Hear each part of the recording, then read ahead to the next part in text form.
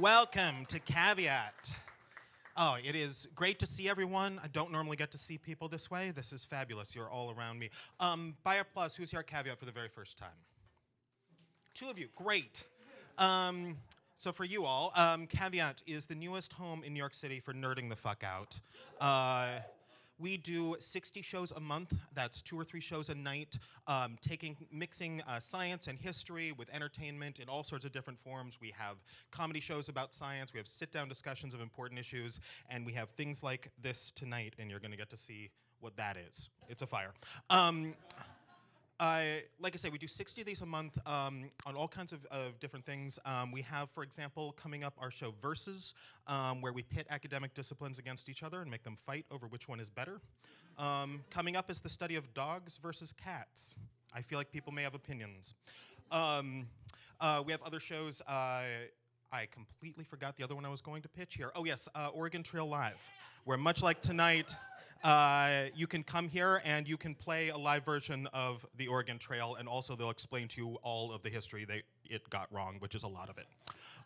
That's exactly the kind of things we do. A lot of these shows are things that we call Caveat Originals. These are shows that we have built in-house and that are really the heart of what we're trying to do with this blending of academics and entertainment. This show tonight is one of those Caveat Originals. You can find all of those on our website, caveat.nyc. And also you can become a member and get into any Caveat Original show, plus many others for free. So you can find that on our site. And finally, before I toss it to the show, I'd like to say we are always looking for people to get involved or to be connected to the space in some other way. If you want to do that, please find me after the show. I'd love to talk to you about that. This is really tripping me out. I don't know where to point. Okay, the 2 things you need to know before we get started. Bathrooms are that way and then to the right. Emergency exits are either side of the tech booth and that side of the room. Your bartenders tonight are Laura and Eva. Please give them a round of applause. They are amazing. And with that, are you ready for the Midnight Society? Then please welcome to the stage your host, Kevin Townley. Yeah. I forgot my skull.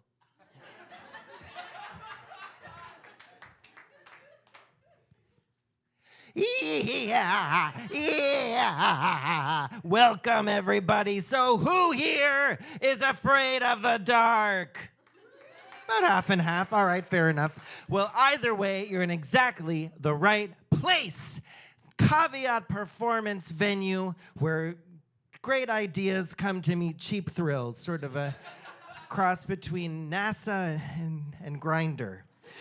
Just kidding. It's not like that. You don't need a wet wipe to enjoy this show. It's like a slot machine in here. Anywho, tonight you are all the latest inductees into the Midnight Society, the place where New York City's greatest storytellers come to scare the shit out of you and then put it back in with a little something we like to call science. You're really in the right place. Fear is a funny old bird, isn't it, ladies and gentlemen, and Z's and here's? Because if it were a bird, it would probably be a vulture or a crow. But in any case, it's been our chaperone since the dawn of human civilization. It's what's enabled this human species to survive. If you weren't scared of bad things, you would get eaten or date a libertarian. And so don't do that to yourself. Now, according to science, this part I gotta read. According to science, fear is the discordant symphony of various parts of our brain working together. The first thing that happens in science of fear is your sense perceptions receive some sort of image, and the thalamus notices this break in the regular scheduled program, ladies and gentlemen, and it sends a detailed message to your prefrontal cortex, somewhere probably up in there, which oversees reason and logic, but it sends the Cliff's Notes version, like the brief text of what's happened, to the amygdala, which just goes, eek, help, and then the amygdala, which oversees the flight or fright, you get it. That zaps the hypothalamus, which dumps a bunch of adrenaline and other good stuff into your bloodstream. What? Good. Look what happened there. And so then, if your thalamus is like, okay, well, it wasn't that big of a deal, then you're not so scared anymore. But if it is still a big deal, then you're still scared. That's science. All right. So, to kick tonight off, we have a very special storyteller who will shed some light from an unidentified flying object onto the origin story of one of our creepiest companions on modern Earth, aliens. Yeah. Submitted for the approval of the Midnight Society, I give you Fred Chong Rutherford and his story, The Colonel, the NRA, and aliens.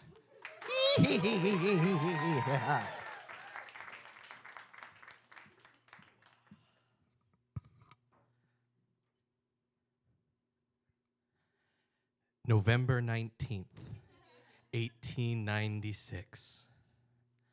Colonel H.G. Shaw, Civil War veteran, one of the first rifle instructors for the NRA, journalist and editor, is traveling with Mr. Camille Spooner of Reno, Nevada, after 6 p.m. in a buggy, and it's raining.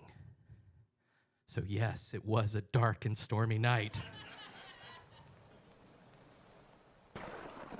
They were, according to the reports, collecting specimens for the Fresno Fruit Festival. As the buggy went along the roads, the horses suddenly reared. Colonel Shaw took the reins and calmed the horses, and they looked, and they saw in a field a 125-foot-long ship that was 25 feet wide. And from that ship came 3 slender beings glowing in the middle of the night. The beings drifted towards Shaw and Mr. Camille Spooner of Reno, Nevada. Colonel Shaw estimated that the beings were approximately 7 feet tall, and they were covered in some kind of silky substance that wasn't feathers and it wasn't fur, but it glowed in the night. Each one of them carried a glowing egg, and in the other hand, they carried a bag with a breathing apparatus, and they would bring the bag to their mouths, and their mouths were very small, and they would take a breath. Colonel Shaw said that the beings seemed to be able to use their feet as well as their hands, and the beings reached out for the horses and the buggy, and for each of them. Colonel Shaw looked at the beings and he said, "Why have you waylaid us, sirs?" And they responded with murmurs that were in no earthly language that they could understand. Colonel Shaw reached out to one of the beings and tried to push it away.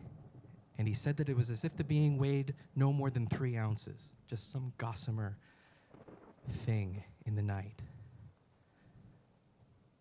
The beings reached out for Shaw and Mr. Camille Spooner of Reno, Nevada, and tried to take them, but they did not have the strength to lift them from the buggy. Realizing this, the aliens murmured to each other and fled back into their ship.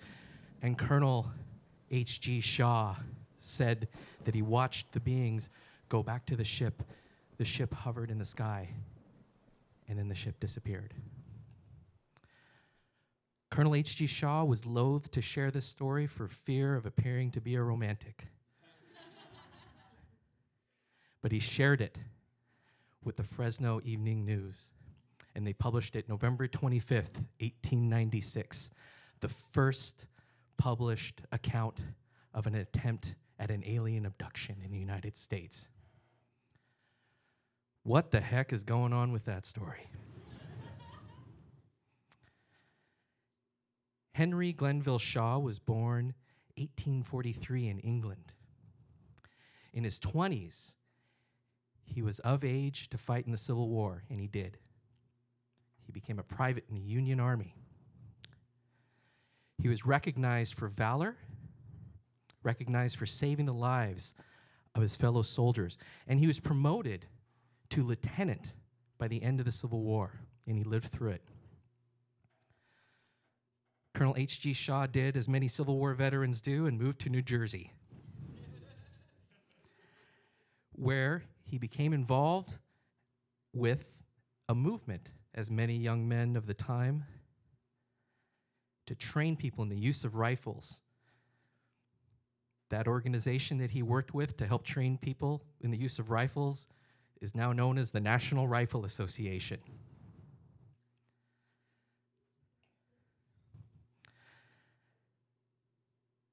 H.G. Shaw joined the reserves and became a lieutenant colonel through this.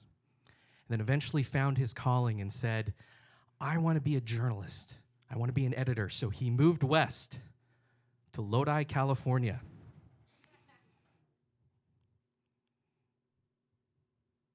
And there isn't really that much that we know about Mr. Camille Spooner of Reno, Nevada.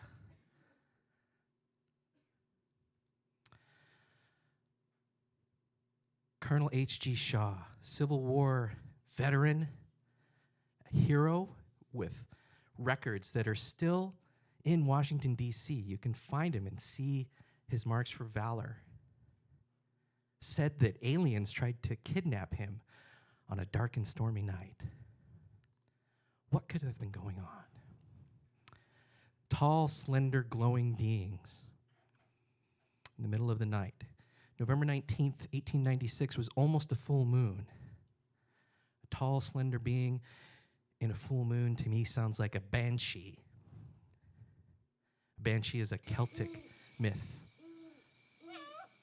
Irish and Scots. We know what banshees are. Banshees are owls. An owl in the middle of the night, its feathers will glow in the moonlight. An owl will scream as it comes at people, like the banshee. And the banshee's scream frightens us. Maybe they saw 3 owls, but there's a problem. Owls hunt alone. At best, owls will hunt in pairs. 3 owls, plus the murmurs, right? As a sidebar, a group of owls is called a parliament of owls. That's fantastic. What else could it have been? In 1877, Lesguet-Falleret syndrome was diagnosed. In French, folie à deux, which is the madness of two. Two people will start to collaborate with each other in real time and start to hallucinate together and imagine that they're seeing the same thing. This could be an explanation, but it's not really an explanation. We've described some symptoms, but not why did they see beings? What was going on? An interesting thing about this time is that starting with that first story, November 25th, 1896, a minor age of mass media began called the Great Airship Craze. All through 1897, across the United States, people reported stories of alien ships and abductions. What was this? It was people seeing airships and dirigibles. That's the old-timey word for airship. The explanations were everything from Native Americans using their ritual magic to build these great ships to a young unknown Edison building their own airships with the great era of technology that they had entered. And a common explanation was aliens. My favorite explanation comes from David Michael Jacobs in the UFO controversy in America in 1975, who explained the great airship craze by saying It was enterprising reporters perpetrating journalistic hoaxes. People just making it up. That seems reasonable to me. But I'm left with 3 questions. The first question that I have is, why would Colonel H.G. Shaw, a man who helped found the NRA, be traveling in a buggy at night without a gun? The second question I have is, why would someone be looking for fruit in the middle of the night during a storm? Which then gets me to the third question I have, which was, why was it so important for Colonel Shaw to make sure that he told the reporter, I did not want to be thought of as a romancer? The 1890s in America were a really interesting time, filled with as much wonder as there was oppression. Women were starting to get the right to vote at the same time as we were starting to divide people by color and by gender. While all this oppression was occurring, all of this amazement was happening. It was not a time to be someone different.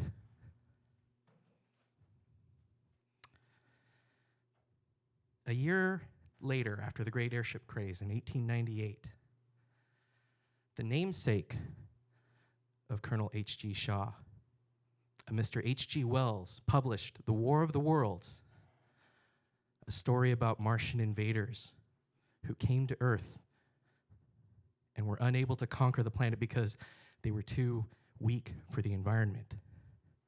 Sorry about the spoilers. Myself, I like to imagine that Colonel H.G. Shaw and Mr. Camille Spooner of Reno, Nevada, took as many late-night buggy rides in the middle of the night as they wanted for the rest of their lives. Thank you.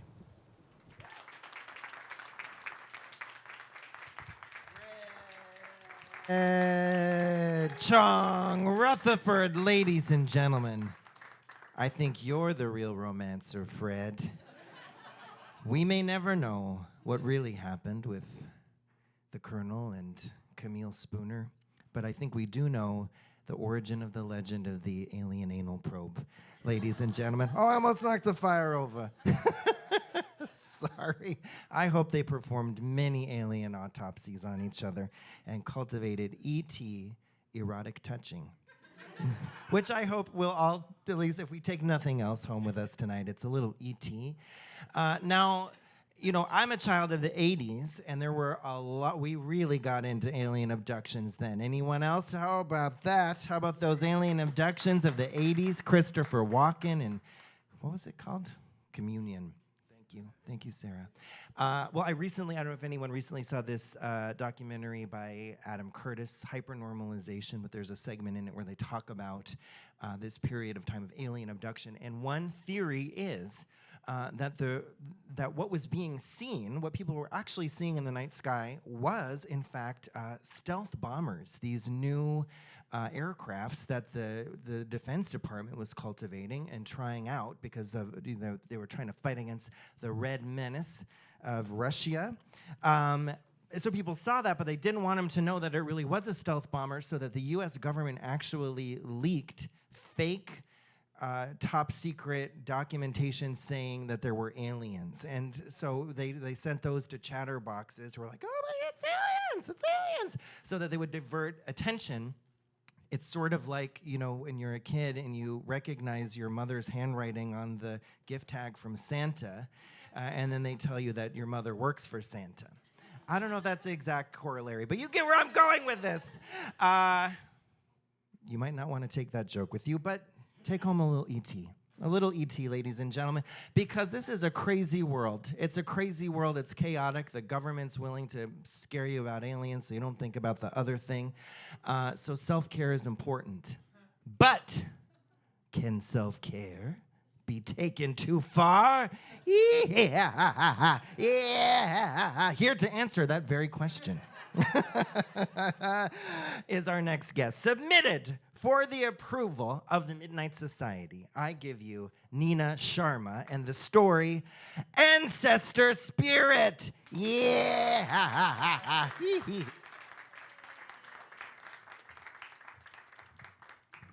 Hello, everybody.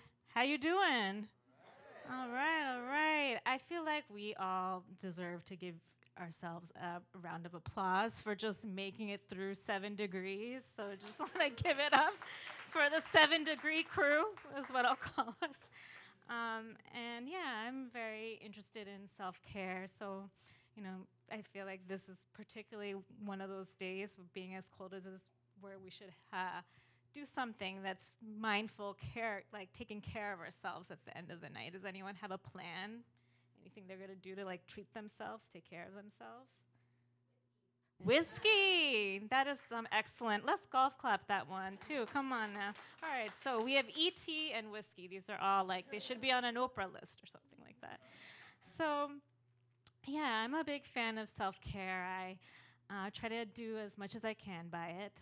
And there's this one time when I was going through a really hard time and I wanted to ramp up the self-care. I was in this really hard and difficult space. It's called grad school. And I particularly had like a lot of neck and shoulder pain, and I wanted to get some body work done. And I Googled and I found this acupuncturist, and I got excited. I did some acupuncture when I lived in Philly, and I thought it was cool, so I thought, why not? When I looked on her website, though, I saw that she was not only an acupuncturist, but she was a psychic acupuncturist. And yeah, right? So this gave me a little bit of pause. I had some tough experiences with psychics in the past. Like there's this one guy I saw who was like, come back and I'll give you a psychic massage. And I was like, sir, this is a Dwayne Reed and I'm just buying my eggs. And there's this other time where this woman was like, all right, you have negativity running through your chakras. And what I'm gonna do to take care of it is build a life-size beeswax statue of you. And all I need is $1,000 to get started. And I thought, $1,000 for beeswax? That's like 10 cents per bee. Those bees need to like unionize or something. And I'm not about that. But I saw that she not only was a psychic and not only an acupuncturist, but she also took insurance. So in case there was a beeswax situation, maybe it would be reimbursed or covered in some way. So I thought, hey, I'm gonna just try it and see. So I go to her building, and it's this beautiful, like pre-war, like Edith Wharton-y, gorgeous New York building. I'm going up these like spiral stone staircase, like wrought iron railing. I'm just like enjoying walking in this building. And then I like knock on her door, and this beautiful woman opens the door. She's like petite, curly brown hair, brown toasty skin. Basically, me. I felt like I was looking at myself, but not in this like Twilight Zone way. It was like, oh, that's me. And it was the first time I had seen a woman of color who was a psychic, and that was really cool. And then I stepped into her space, and it also felt like my vibe. There was a mix of intellectualism and spiritualism there, and I just felt like very much at home. There were like her acupuncture degrees in one corner, and dog-eared textbooks, and like charts of the body, but also like incense wafting through, and this big statue of the Buddha, and this small dog in the corner doing like amazing yoga. And it was probably just downward dog, but it's more than I could do.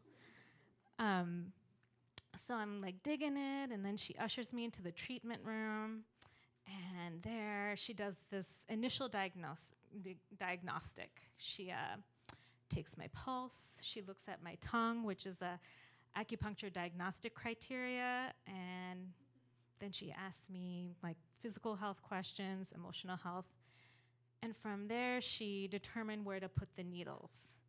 And now I'm lying on a massage table, getting filled up with more and more needles. I kind of look like Pinhead from Hellraiser, but it feels really good.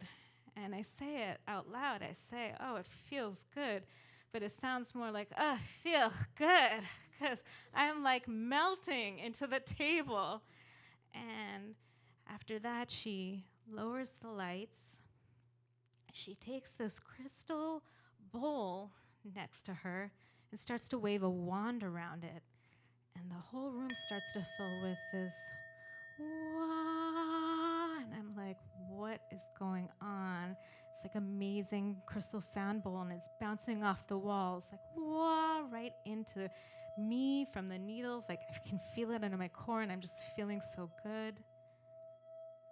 And then she takes a seat and goes into what she calls a trance state. It's my intention with this reading to serve all beings involved in their path to self-love, self-growth, and self-acceptance. Oh my God! I should mention she's from California, like Deep Valley, California. Like, anyone seen Clueless? Like, picture Cher from Clueless as if I am Cher from Clueless. I'm playing Cher. So she says, oh my God. And I'm like, what? What is this vision that you're getting? She says, I see Mario, like Super Mario Brothers. And you're going through a pipe, and now you're eating a mushroom. Rad. And that's literally what our sessions were like. It was like playing Mario Kart with your homegirl from California, a little bit of astral plane dashed in. It felt very familiar and uncommon at the same time. At least it was unlike any other place in my life at that time, and I really appreciated that and kept going. This one time I was there, I was all needled up. The sound bowl was going, whoa! We were like on level 9 of Mario Kart. And the psychic said she started to see this pink bubble in the corner of the room. Like, it's like just wallflowering there in the corner. So I say, hey, I guess, why don't we call it closer? And so we did. We called it closer, and as it came closer, the psychic saw that it was not just a pink bubble, it was an old woman, like a bubbly old lady in a pink sari. And she said, she's been wanting to talk to you. Yeah, she wants to talk to you. And I said, oh my God, I think this is the grandmother I never met. I've been wanting to talk to her too. And the psychic says, nah. She's saying she has known you. She's making a rocking motion with her hands. She's saying she's held you like a lot. Rad. And that's when I realized it was not the grandmother I never met. It was the grandmother I knew, my mother's mother. My Biji, I call her in Punjabi. When I was 19, just before I was diagnosed with bipolar disorder, I had this manic episode where I ran away from home. I ran away for many days. And then I was coming back home. And as I was coming into the door, I saw my Biji coming towards me. She was coming towards me not to give me a hug. She was coming towards me not to say, oh my God, I was so scared. She came up to me and beat me repeatedly with her bare hands. So seeing her was not rad. And I say to the psychic, Cher, if this is my grandmother, if this is my Biji, then we have some things to talk about. She beat me. It was the first time I'd ever said it out loud. And through the psychic, my grandmother came through. I know what I did, and I have nothing to apologize for.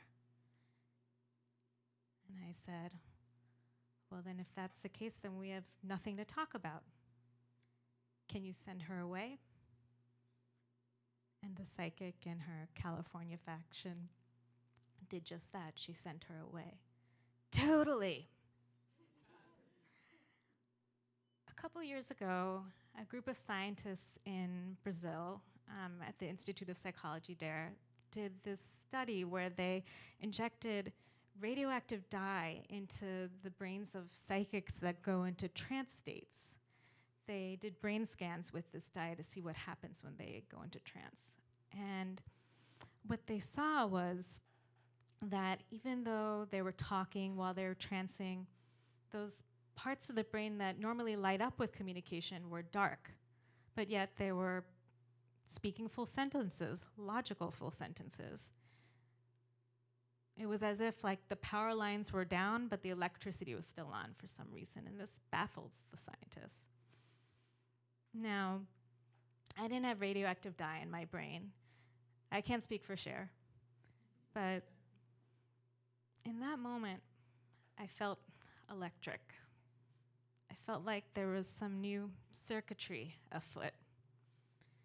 For the very first time, I saw my grandmother, and I said no. Thank you. Nina Sharma, everyone, thank you so much. Oh my goodness. Speaking of grandmothers are terrifying, ladies and gentlemen. Speaking of sending grandmothers away, my grandmother had a knee surgery not too long ago, and she didn't follow the instructions of not drinking gin on the pain meds, and so she got a little wild. And so my uncles and my aunts put her in a nursing home for like a little while so she could recuperate and be under care. We visited her a couple of times. One time we visited her and she was wearing like all these jewels. We're like, what are you wearing? What are you wearing? She's like, those are just my jewels. These are my jewels. We were like, where the hell did she get jewels from? These are not her jewels. And then my uncle got a phone call a couple of weeks later saying, you've got to come over right now. We need to see you immediately. So he rushed over to the nursing home and my grandmother was like grouchily sulking in her room. And he was like, well, what's going on? And they were like, well, last night we saw her after curfew sneaking into the bedroom of another woman, and so we followed her in there, and she was holding a pillow over the face of this old woman. And my grandmother sitting in the corner said, I don't know what you're getting so mad at me for.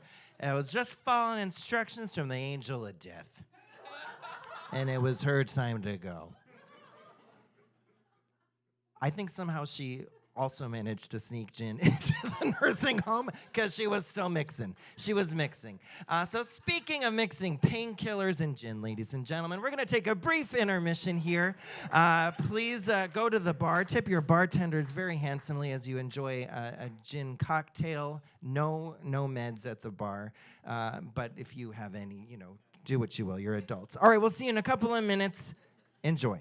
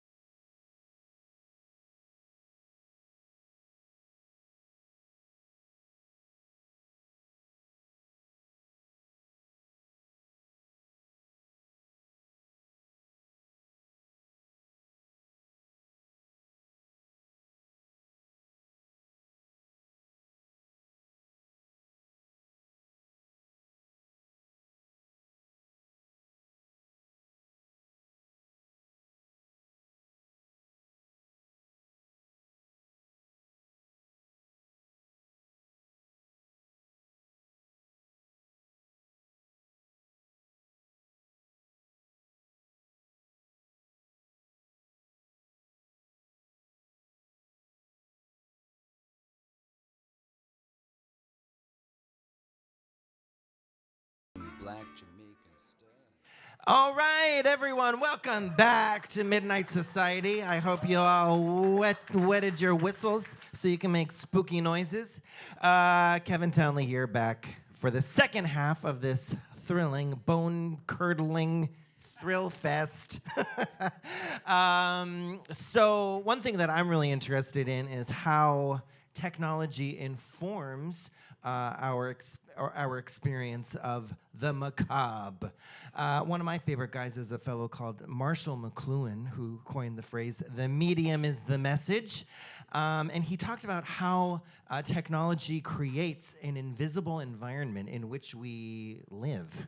And there's actually, speaking of psychics, a good example of this from the 1800s, the Victorian age in America. So I don't know if that was really the Victorian age. I don't know who the president was. Rutherford B. Hayes? I don't know. Anywho, there were these sisters called the Fox sisters. You may have heard of them. They were responsible for planting the seeds of spiritualism in the United States. And basically, at first, there were these tales of terror. Their house was clicking and ghosts were stomping around, and they were able to communicate with the ghosts and talk to them. But what it later turned out to be was that the two young girls, they were like teenagers, had figured out how to make weird clicking sounds with their toes. Their toe joints, and if they like put their toe joints up against like a wooden surface, it would create this clicking sound. Their parents called it rapping, not like Fab Five Freddy, but like rapping on the door.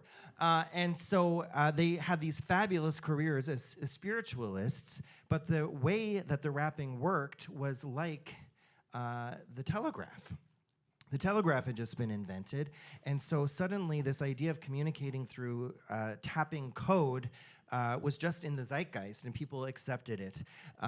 They made a living, but eventually they hit on hard times, and they died penniless.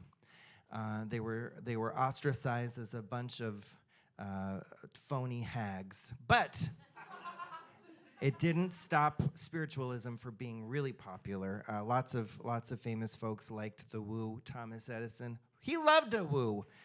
Arthur Conan Doyle, he had a big woo time.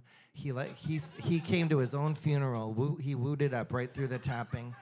You gotta woo it up at your own funeral. But speaking of woos, I'd like to woo our next guest onto the stage. Hold on, what are you saying this thing? Submitted for the approval of the Midnight Society is my dear friend, Sarah Nowak, with a tale entitled, The Night Hag. Yeah, yeah. So when you're driving at night, and you're on like a road trip, the radio signal is significantly clearer than it is during the day, and you can hear radio stations from much farther away than you can during the day, and there's a scientific reason for this. This is what you learn when you get a BA in broadcasting and never use it. So there are different layers of the atmosphere. There's the D layer, the E layer, and the F layer. The D layer is closest to the Earth's surface, and the D layer of the ionosphere is the one that's charged by the sun. The ions are charged by the sun. So when the sun sets, the D layer rises, and it gets out of the way, and suddenly broadcast signals can just move much farther and faster. So what I'm saying is, scientifically, when the night falls, an actual physical veil lifts, and things that we cannot see can move a little freer about the universe. So what I want you to do is imagine for me a creature that at sunset can leave her body, strip herself of her skin, and move around the world through, on land, underground, through the air, invisible. In Russia, Poland and Serbia, mothers will take a knife and draw a circle around their children's cradles, and some of them will put the knife inside the cradle to protect their children from this woman. Some people say that she's really beautiful with blank eyes. Some people say that she's just a bunch of bones and cold meat and matted hair. For many of us, she's invisible. But she comes in the middle of the night. She sits on your chest. She sucks your life force out of your mouth while you sit frozen, unable to breathe or move. I'm talking about the night hag. About 100 years ago, in a Ukrainian village, a miller had taken on this apprentice boy. He was a little young teen, and the apprentice moved in with the miller's family and took to working pretty well, and he was a robust young teen. Like a teenage boy, he was constantly eating and really working well, and after a few weeks, the miller noticed that he wasn't working as well. He was getting really tired. He was starting to fail in what he was working on, and no matter how much he ate, he was emaciated. And eventually, he couldn't work anymore. And the miller said to the boy, he said, "I can't keep you anymore. You have to tell me what's happening. You can't work anymore." And the boy finally admitted, he's like, "I'm embarrassed. I don't want to tell you what's happening, but I have to. It's a witch comes into my room at night, and she steals my breath." And the miller was curious. And he said, "All right, well," he didn't know what else to say. So he decided, "All right, well, I'll stay in your room tonight, and I'll just see if someone is actually coming into my house." So he stayed in the boy's room, and he stood by the fire and while the boy fell asleep. And around midnight, he looked up and saw that the boy's eyes were awake, or open.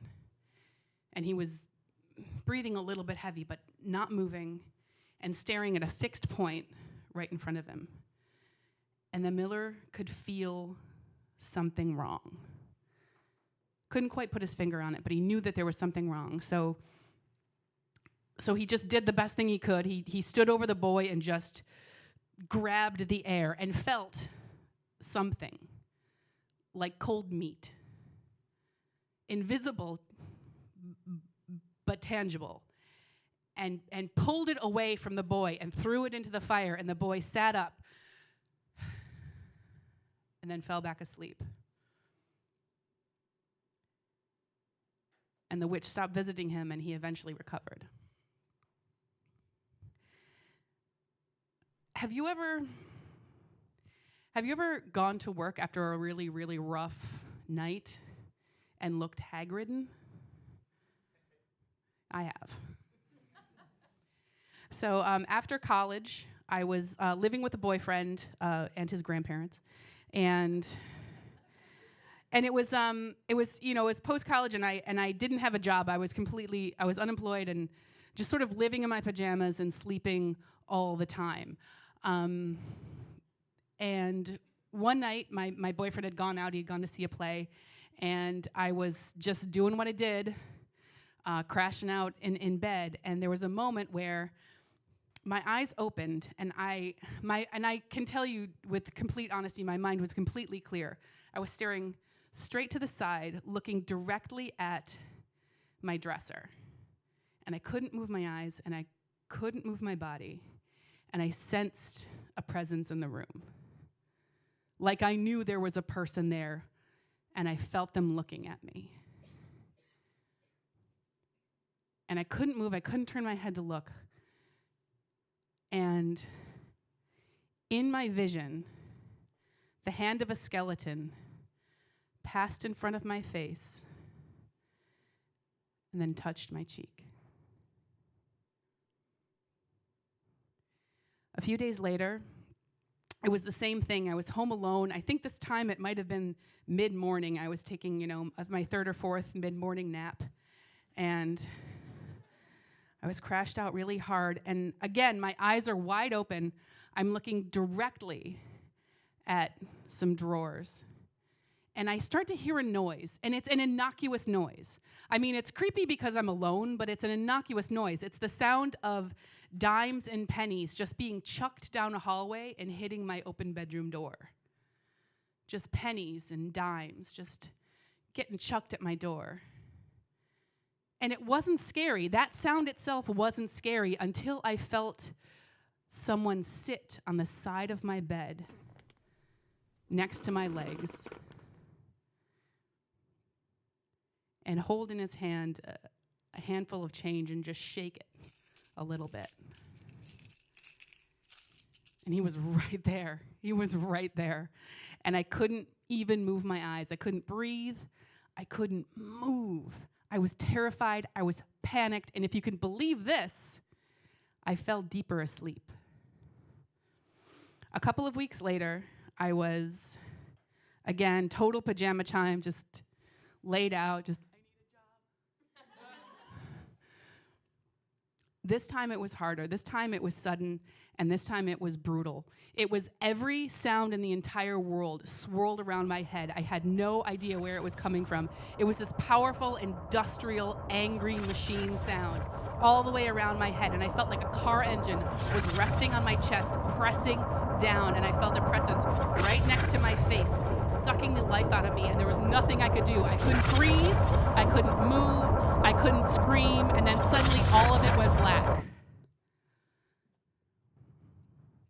And the next thing I remember is the sun streaming through the window, and I never saw her again. Our beds are our refuge. They're where we go to relax. They're where we go to love, where we go to eat. For a lot of us, it's the safest place in the world. When we're scared, we want to get under the covers, but it really is where we are most vulnerable. REM sleep starts about 90 minutes into your sleep cycle, and that's when our dreams are our most vivid and most emotionally charged. And when we're in that cycle, our brain inhibits our motor neurons so that we don't act out our dreams. When that fails, we sleepwalk. When it works, we're frozen. Sleep paralysis is a glitch in that sleep cycle. Sleep paralysis happens when you suddenly become conscious in the middle of REM sleep. So you're awake, your eyes are open, you're conscious, but your body is completely frozen, your breath is suppressed, and you're still dreaming. And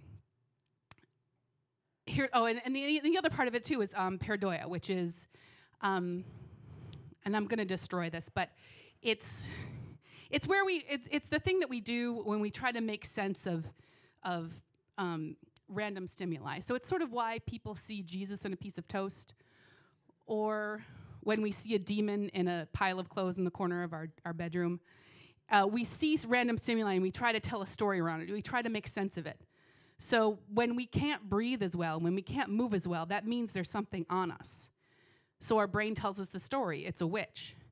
The first recorded mention of the hag is the 1600s. And it's all over the world. In Sweden, she's called the mare. She's been called a succubus, a Lilith, the night hag, the night witch, the old hag. She's been called tons of things, but it's always a witch. And that I don't have an answer for. It's always a witch. We don't really know what causes sleep paralysis. It can be stress, it can be sleeping on your back, it could be a million things. We don't know why it starts, we don't know why it stops. We just know that the only way to avoid it is to stay awake and to just really trust when that veil falls again in place once the sun rises. And there's really no way to prove that what you saw, what you heard, or what you felt was real or just in your head.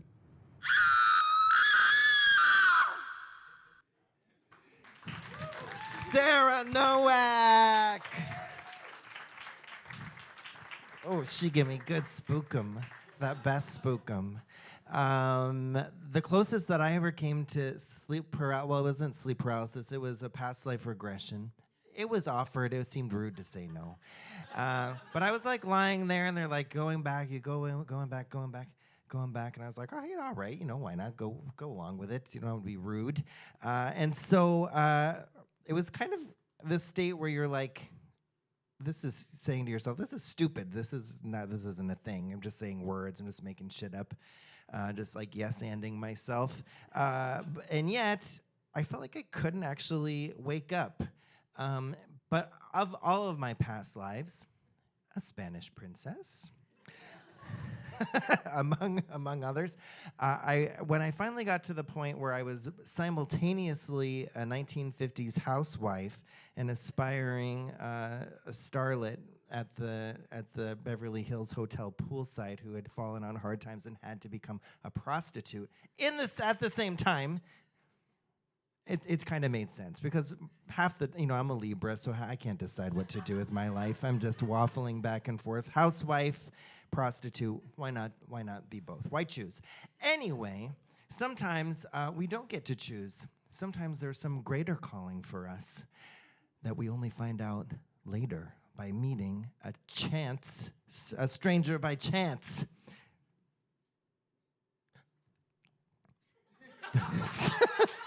Submitted for the approval of the Midnight Society. Put your hands together for Callie Lumen and their story, Close Encounters with the Imagination. Yeah. Ooh. Hi, everybody. Thanks for being here on the cold, cold night. Okay, so ever since I can remember, my mom has claimed to me that I'm an alien. She says that I have like strange alien markings on my back, which I have never seen. They are on my back, so I can't, you know what I mean. But I also told her this story whenever I was a small child, that a woman named Esmeralda came to me before I was birthed, and I got to choose the woman who would then become my mother. And this woman, Esmeralda, looked eerily similar to the character from A Hunchback of Notre Dame. But anyways, the alien theory that I am indeed an alien was then verified by the man behind the counter at a New Age crystal shop in the place where I grew up. He told me that I was an alien refugee from the star Pleiades, whose mission on Earth was to instruct the next generation of child soldiers for the next intergalactic war. And so I was like, oh. And I, of course, went home and searched Mother Internet to see if any of this had any backing, or if he was just pulling it out of nowhere. And sure enough, there's a lot of information about Pleiadians and the fact that they are indeed on Earth to become instructors for this impending galaxy war that's happening soon. Be prepared. And it was crazy too, because like it was down to the like character descriptions or characteristics of these aliens are like small frames, big eyes, like pointy ears, upturned noses, and like blue undertones in the skin. And I was like, this is my identity now. But yeah, it led me to thinking like how and why is there so much information that's so accessible about otherworldly creatures, and why are we so fascinated with it? And like specifically alien abductions. And I'll be talking about the 1980s alien abduction craze in this story, with a story of a woman named Linda Corteil, who was abducted from her Manhattan apartment in the 80s. This is one of the most controversial alien abduction stories.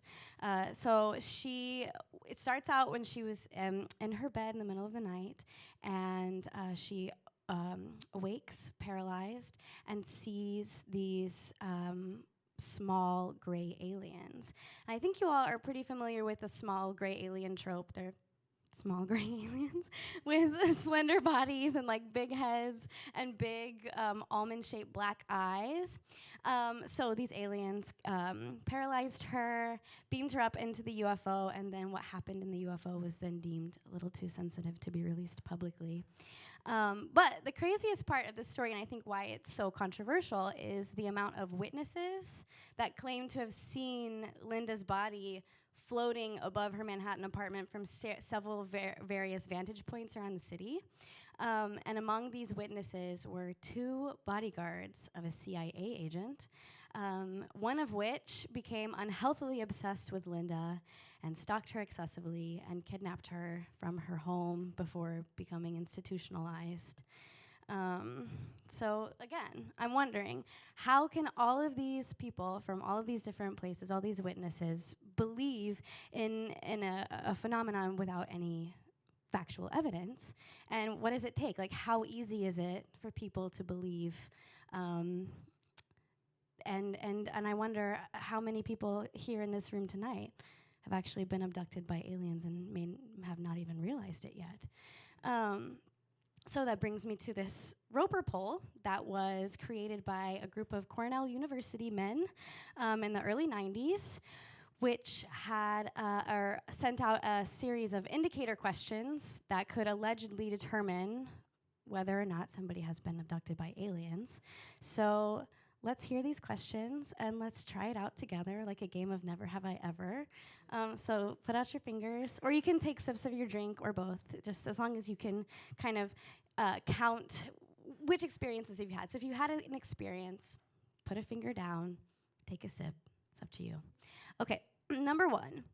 Have you ever woken up paralyzed in the middle of the night and sensed a strange presence in the room? Number 2, have you ever felt yourself flying through the air and didn't know why or how? Have you ever seen unusual balls of light in a room and not know their origins? What was the 4th one? I know there's one. Let's see, number 4 could be, have you ever found puzzling scars on your body and not know where they came from? And then, number 5 is, have you ever experienced a period of time of an hour or more where you were lost and didn't know where you had been?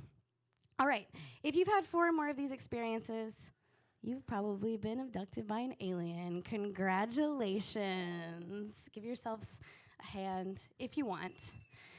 Okay, so this poll was actually had an introduction that was actually written by a Harvard professor of psychiatry, and then was sent out to hundreds of thousands of mental health care practitioners to encourage that, maybe their patients are dealing with something that their Western frameworks may not fully be able to explain or understand.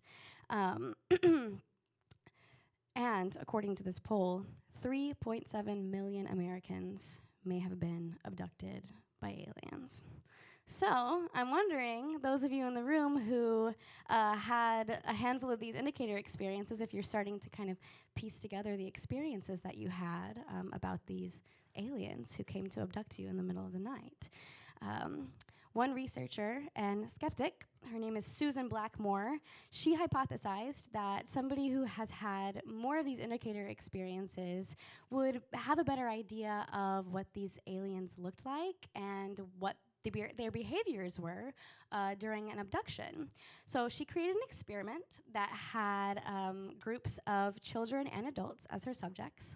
She relaxed them and read them a story of an alien abduction that was similar to the one that our dear friend Linda Corteil experienced. And then she asked them her own series of indicator questions, and then asked them to draw the aliens that they had imagined during the story. So let's hear Susan Blackmore's indicator experiences. So put your fingers back out. All right, 1, have you ever seen a ghost? Have you ever seen a UFO? Have you ever sensed a strange presence in a room at night? Have you, I'm always getting lost on number 4. What was this one? Oh, it's the balls of light, my favorite. Have you ever seen unusual balls of light in a room and not know their origin? And 5, do you find yourself watching 4 or more hours of television in a day? And then she asked her subjects to draw the aliens that they had seen in their imaginations from the story, with the assumption that those who have had more of the indicator experiences would draw an alien that would be more similar to this gray alien trope. So She compared her findings and found absolutely no correlation between the indicator experiences and the aliens that her subjects drew. But what she did find was that the drawings were more closely related to the subject's television watching habits. So, what have we learned here tonight? Number one, 3 white men in 1992 made a claim that 3.7 million Americans have been abducted by aliens based on a poll that didn't actually ask them if they had been abducted by aliens. Number 2, the media is controlling our imaginations and experiences. And number 3, I am an alien from Pleiades with a war strategy meeting back on the Mother Star in about 5 minutes. Beam me up, Mom.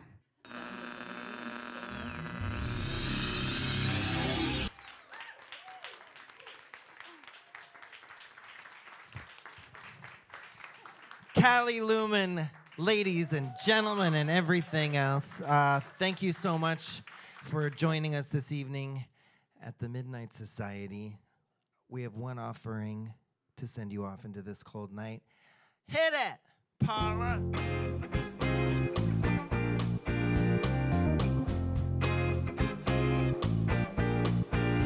In the cool of the evening when everything is getting kind of groovy, I call you up and I ask you if you want to see a movie.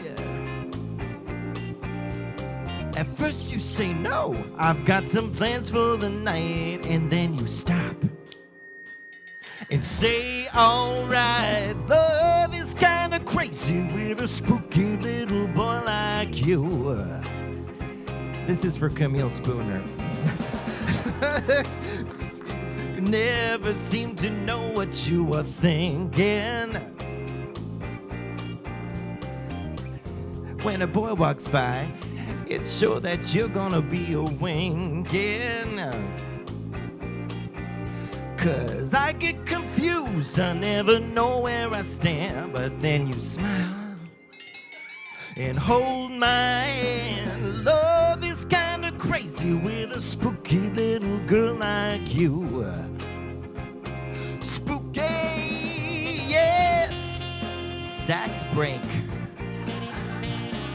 It's the Night Hag on sax, ladies and gentlemen, blowing all night long with the soulful morning sounds of a haunted psychic ghost.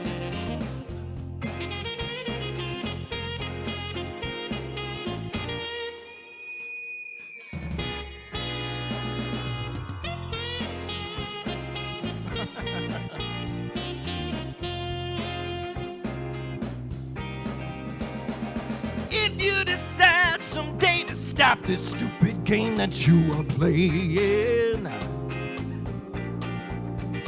I'm gonna tell you everything my poor heart's aching to be saying. But just like a ghost, you've been haunting my dreams, and now I know you're not what you seem. Love is kinda crazy with a spooky little boo like you.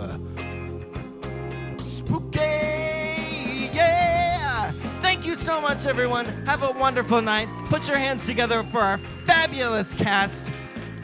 Fred, Sarah, Callie, Nina.